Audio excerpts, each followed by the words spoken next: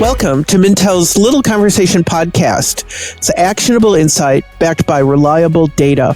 I'm Lynn Dornblaser, Client Advisor, Mintel Solutions, and I'm your host for today's podcast. This one marks the second in a series on tariffs, specifically this on consumer sentiment, attitudes, and behaviors, and also a discussion about what brands can do in response. In this episode, we're going to be talking very specifically about consumer sentiment of U.S. brands outside the U.S. So fascinating topic to talk about. And I've got two experts here who are going to lend their insight to this conversation. I'm joined by my colleague, Scott Stewart, who's Associate Director of Canada Lifestyle and Retail Reports. Hi, Lynn. And I'm also joined by Nick Carroll, who's Director of Retail Insight, and he's based in the UK. Hi, Lynn. Pleasure to be here today. So I think the thing for us to talk about first, just a little bit, is how complex of an issue this actually is. And I think both Canada and the EU have a very different perspective or a very different way of looking at things than perhaps we do in the US. It feels like it's much more than just by British or by Canadian, really laddering up to that big question of what is a local brand? What is a global brand? Scott, there's so much going on in Canada. Why don't you tell us a little bit about the perspective from there?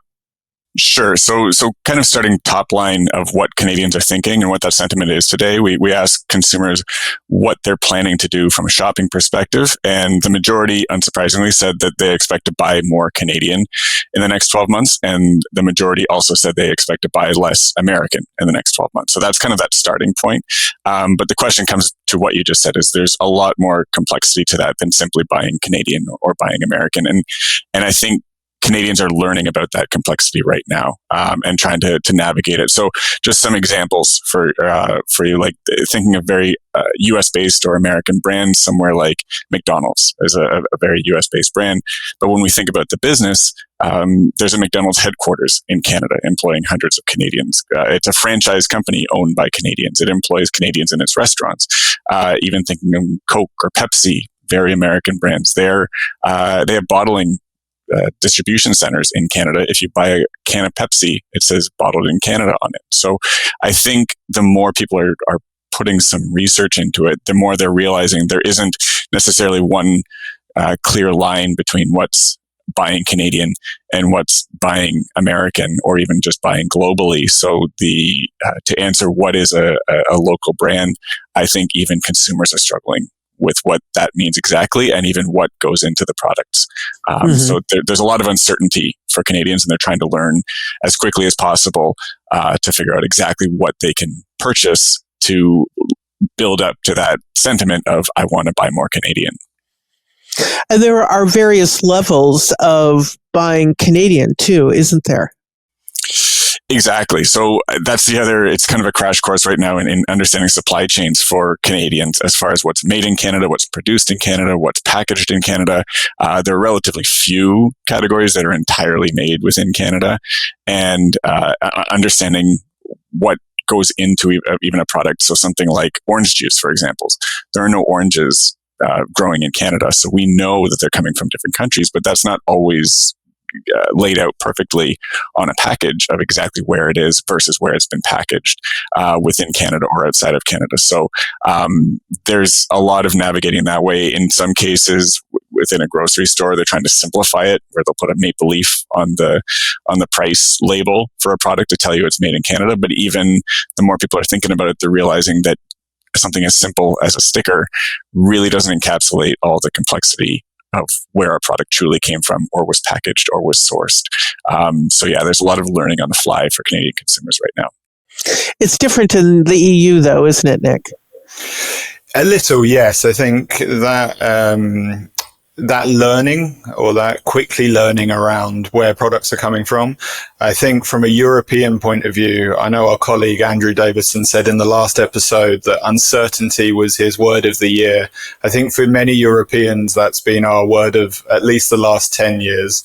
I think obviously Brexit happening, the UK leaving the EU, and then the subsequent many different impacts to supply that we've seen, not just through Brexit, but obviously through COVID, has given rise to a lot more awareness around where products are coming from.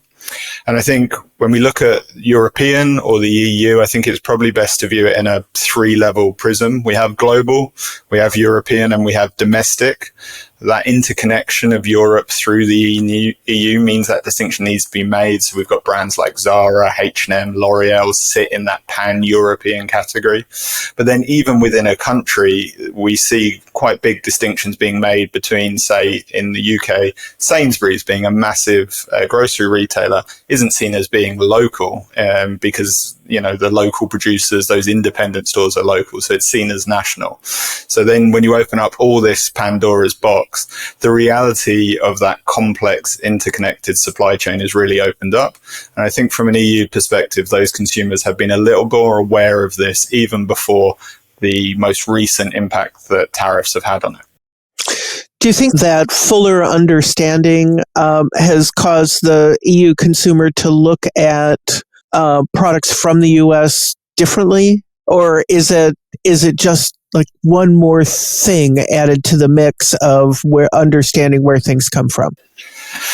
I think what the tariffs have done has to accelerate or bring localism right back to the top of the agenda. And I think we see it very differently on a country by country level. And obviously from a UK perspective, the UK and American relationship has always been very close. And the UK was the first to strike a deal around tariffs. And that has helped a little around sentiment. But we do see across Europe that consumers are looking to react with their wallets a little. Our latest data from May shows that just over a third, 36% of UK consumers say they've tried to avoid buying US brands in the last 3 months. But that jumps when we look at mainland Europe. Say in Germany, that's 41%. In other nations like France, we know there's really strong French produce in there. So it's a varied story, but the tariffs has had an impact and bring this right back to the top of the agenda. Mm-hmm. It feels like it must be that way in Canada as well. Yeah, I think it's kind of two sides of the coin, or two different factors going on, both from a kind of an emotional perspective and an economic perspective. I think similar to the UK, there's a very close relationship emotionally between Canada and the US, obviously being neighbors, historical allies, very similar cultures. So when this has kind of accelerated over the last few months, there was some of the motivation to make those purchases has come from an emotional place of wanting to support Canadian and those feelings of a bit of that, I shouldn't say conflict necessarily, but the disagreement from a trade perspective. And the other one is much more objectively economic, of Canadians realizing that perhaps too much of our economy was dependent on trade, and that if a tariff policy from a foreign administration can have such an effect on our economy, perhaps we were overly dependent as consumers as well. So I think it's been a bit of a wake-up call of, even if these decisions aren't made from an emotional perspective, it will eventually benefit me as a consumer or a citizen within this country to put more money back into Canadian businesses, because eventually that will come back to me. So that the motivation for the localism is not just kind of from a philosophical perspective. It's from a very objectively beneficial perspective that people are shifting in that way. So that's where you might be able to see this, regardless of where these policies go. You might see more of a lasting shift in that attitude. And I can tell you, even now from a policy perspective, the federal government is trying to remove barriers to make it easier to trade between provinces in Canada. There was some red tape in the past that has always kind of bothered people, but has never been a major issue. So it was always kind of pushed to the back. And now, because of these trade challenges, that's been a bit of that wake-up call to say it should be easier for Ontario and British Columbia to trade with each other, and Quebec, et cetera. And so that's something that, once it becomes policy, would therefore be a lasting effect of this period of time. That's an interesting, almost unintended consequence, it feels like. Exactly. And I think, again, it goes to that. I keep using the term wake-up call, but I think that's what that is because very slowly and gradually Canada has become more dependent on the U.S. market for its sales and its purchases. And I think this is a bit of an economic shock that sometimes is what sparks those both policy changes and the permanent behavior changes that could come with it if consumers either permanently decide to make these decisions, or at the very least, if it incentivizes them to try a Canadian brand right now for the sake of it, and then they develop loyalty to that brand because they like it better, or they decide that they don't need that product anymore. So anytime we see shocks to the system like that, it often is going to closely revert back to the norm eventually, but there's going to be some lasting effects here and there, and that interprovincial trade is an example of that. And you could also have some differing brand loyalty as a result of just kind of forced trial out of this situation. Interesting. So what should U.S. brands do if there is a certain amount of pushback, a certain amount of focus on localism or regionalism, Nick, to your point? What should U.S. brands do to help offset that, to help educate consumers, to continue to be successful outside the U.S.? Yes. So within Canada, I've kind of personally boiled it down to two different main factors. And one, the first is how vulnerable are you as a brand or company to the substitutability of your product or your brand to something that's either Canadian or at the very least not American, because it's kind of two different sentiments. So certain brands are in such a strong position in the market that Canadians will have little option but to continue buying your product. And something that top of mind would be something like Apple. It's got this entire ecosystem. People are extremely loyal to the brand. Is a Canadian going to be able to stop buying Apple products and uptaking their iPhone or their AirPods because of this? And the other thing is, what is their alternative? Because going to Android or Google is also a US-based company. So that's one end of the spectrum. The other is if you're a company that has a Canadian competitor and you've always been, let's say, competing on price, and it's a relatively easy substitution to shift away from that, that's where there's greater vulnerability. So I think the first step is to kind of assess your either category or company's vulnerability within this situation of substitutability. And then that's going to dictate how either concerned or proactive you should be. And then the second variable or factor I see is kind of like the quote unquote Americanness of your brand or company. And I think part of that is how kind of salient is the fact that it's a US based brand. I mentioned McDonald's and Coke as an example. And then the second one is how much story can you tell to educate Canadians on the Canadian connections that brand has. So I mentioned McDonald's has franchises owned by Canadians. Coke and Pepsi are bottled in Canada. Another example, something like Budweiser, as American a brand as that is actually the Canadian products brewed in Canada as well. So there's a lot of connection that Canadians might not be aware of. There's a Lay's potato chips factory here in Ontario. So when you're buying a Lay's brand, it's actually from Canadians employed at that place. So what do people not know? And the opportunity is, how can you educate Canadians to almost make it permissive to say, I can continue buying this product that I like and know that I'm supporting Canadians in doing so. That's where that education factor comes into it. So I think the first step is understanding the threat or the risk. The second is, what can I do to help Canadians be more comfortable to make that purchase decision? Yeah, I think from a European perspective, a lot of those similar elements exist. I think one mistake not to make is viewing Europe or the EU as homogenous. Individual national identity is still really important within Europe. The recent, not just the tariffs, but, the war in Ukraine and other elements has pushed up Europe as a recognition and identity, but independent national identity is still really important.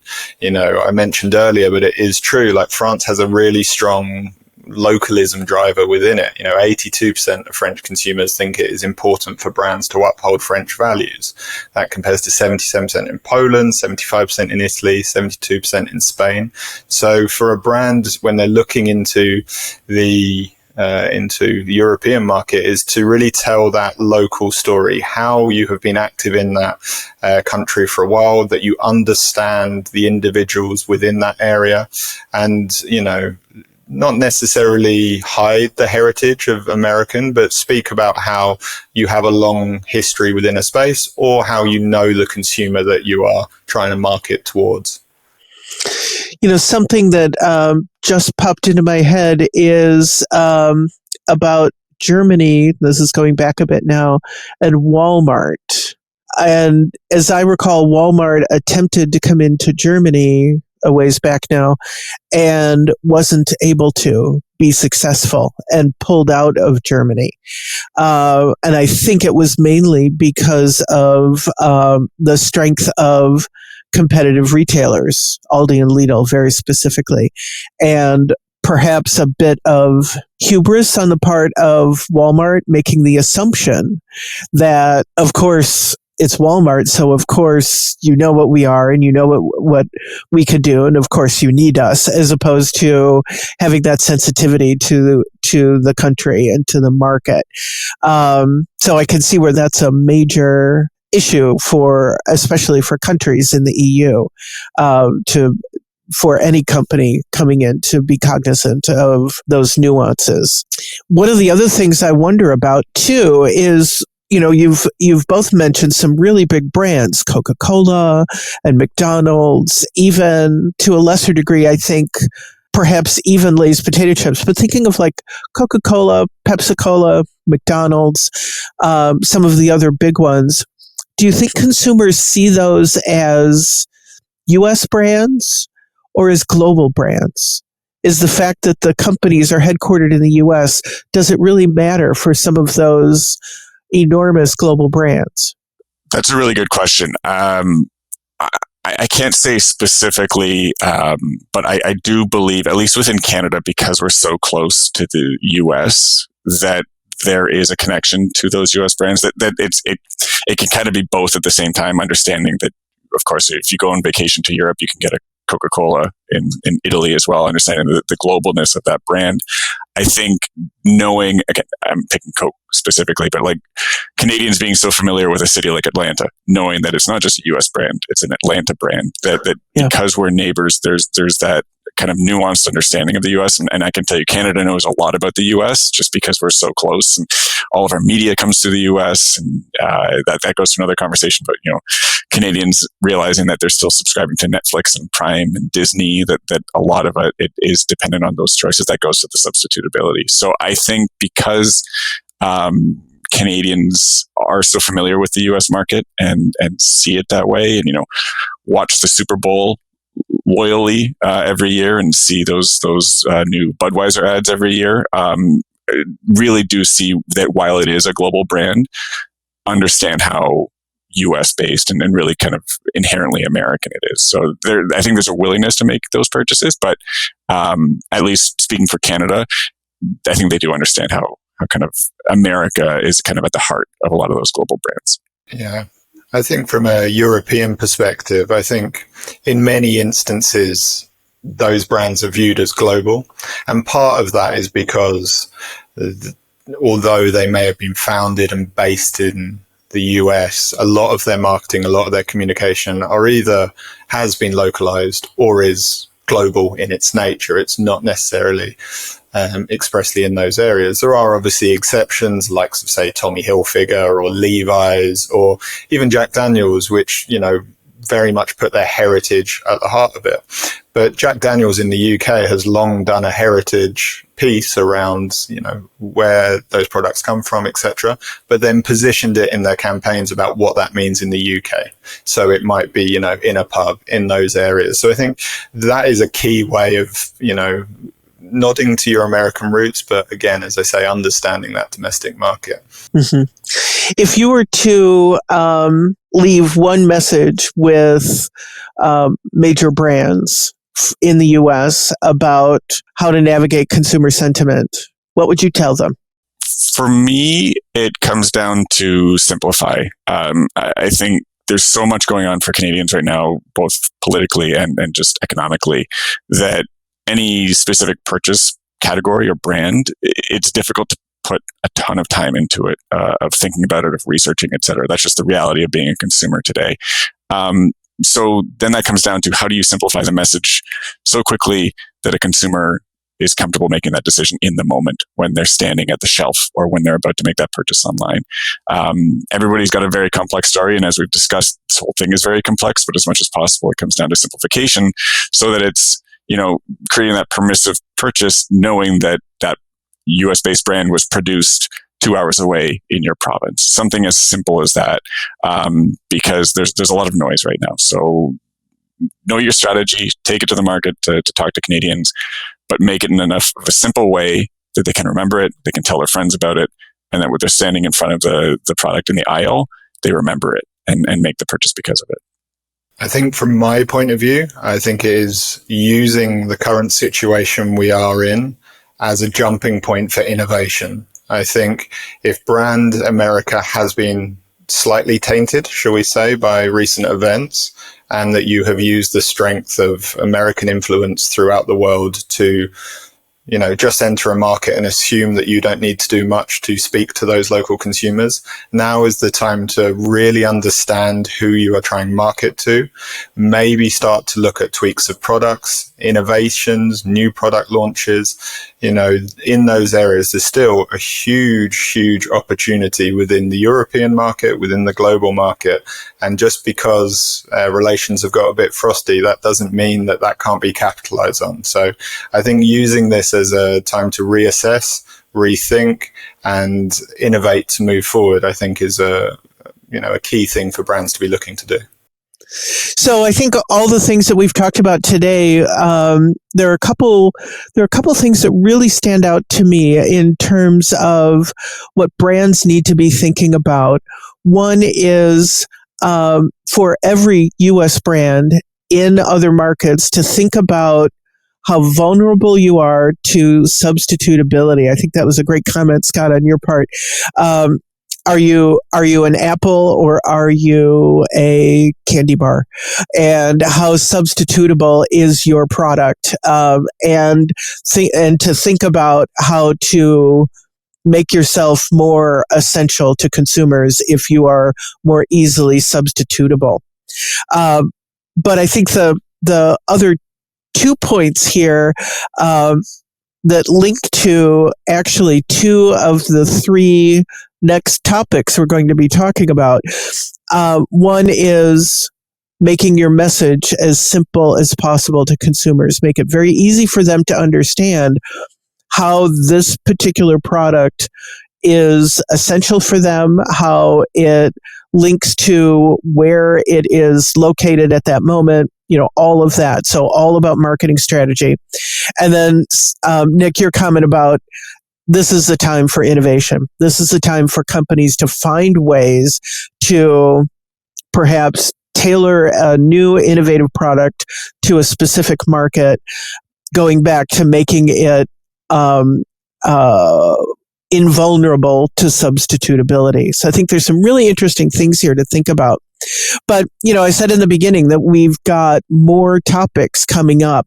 So the 3 that we've got coming up, I've mentioned 2 of them already. One is about marketing strategy. So what U.S. companies should do in the U.S. and outside the U.S. The second is tariffs' impact on innovation and what companies should do. So I think, Nick, we might be tapping you some more for that because there's a lot to talk about there. And the third one is about tariffs' impact on packaging, which is something I think that the industry understands very well, and the consumer is relatively blind to what those impacts could be. So I think we've had a great conversation with a lot of things to think about. As all of you listening know, for this podcast and for any others, you can subscribe to them wherever you get your podcasts. Look for Mintel Little Conversation. You can also get more information at mintel.com. So that's all we have for today. So we'll see you soon on another Little Conversation. Thanks a lot.